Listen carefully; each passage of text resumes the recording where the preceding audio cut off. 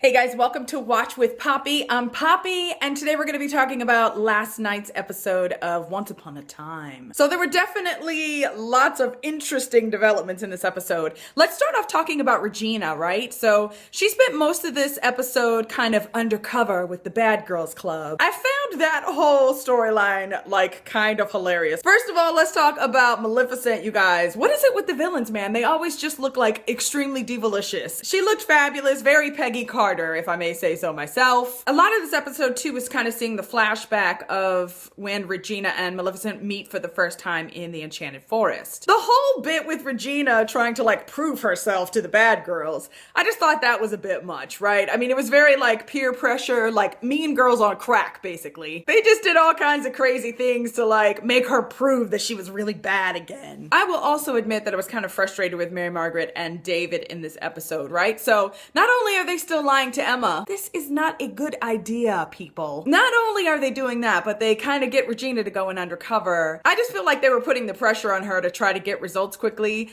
And I mean, we get that, yes, they're trying to save Storybrooke, but at the same time, they're also trying to keep their secret from coming out. So their behavior in the past couple of episodes has just definitely been very unhero-like. Now, speaking of Regina and these flashbacks with Maleficent, we get that Regina is the one who kind of helped Maleficent get her groove back. And there was some talk, right, between the two of them in these flashbacks about revenge that really kind of, I think, was placed there to make us start to doubt if Regina is really good or if she is playing the long game. Is Regina kind of a reformed bad girl, or is she really just waiting for the right moment so that she can cause as much damage as possible? I just thought it was interesting that they kind of brought up that doubt. There was lots of talk about like waiting for the right moment to get your revenge and waiting as long as it takes. I really do think that Regina is reformed. The tables are definitely turned though, and obviously she's got the upper hand when it comes to Mary Margaret. So I guess we'll see what she does with that. Let's talk about Belle and Mr. Gold and Fake Hook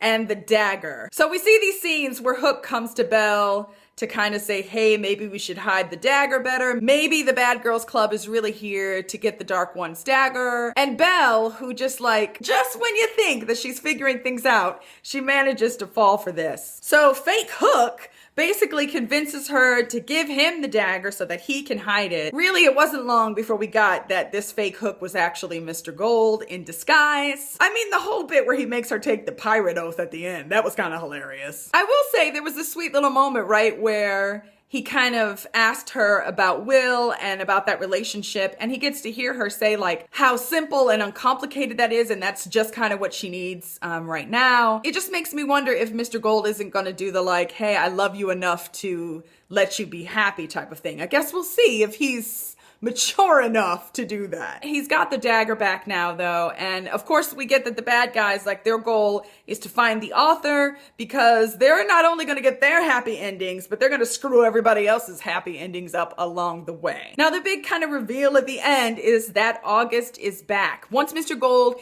gets the dagger back, that's the very first thing he chooses to do with it, is turn Pinocchio back into his grown self. And so yeah, August is back. The goal of that is to kind of get information from him about the book and about what he knows about the author, if he knows anything about the author. Mr. Gold says something at the beginning of the episode like, basically war is coming to Storybrooke and everybody's gonna have to choose a side. And so the buildup for that has really begun. I'm really excited to find out how they're gonna play this whole author thing. Like, if it's gonna be somebody that we know already or if it's gonna be someone else. I think, you know, the bad guys are focused on August and trying to get information from him. But, you know, Henry's also kind of been like working his angle, and I wouldn't count Henry out. I think Henry's got a great chance of figuring it out as well. Okay, so that's it for me today, you guys. I would love to hear what you guys thought about this episode. And as always, I would love to hear your theories. You guys just come up with some of the most fantastical things and I kind of love it. Maybe I should start giving out prizes, right? Because you guys are on the ball when it comes to your predictions. Watch out, Once Upon a Time writers, we are coming for you. Okay, you guys, bye.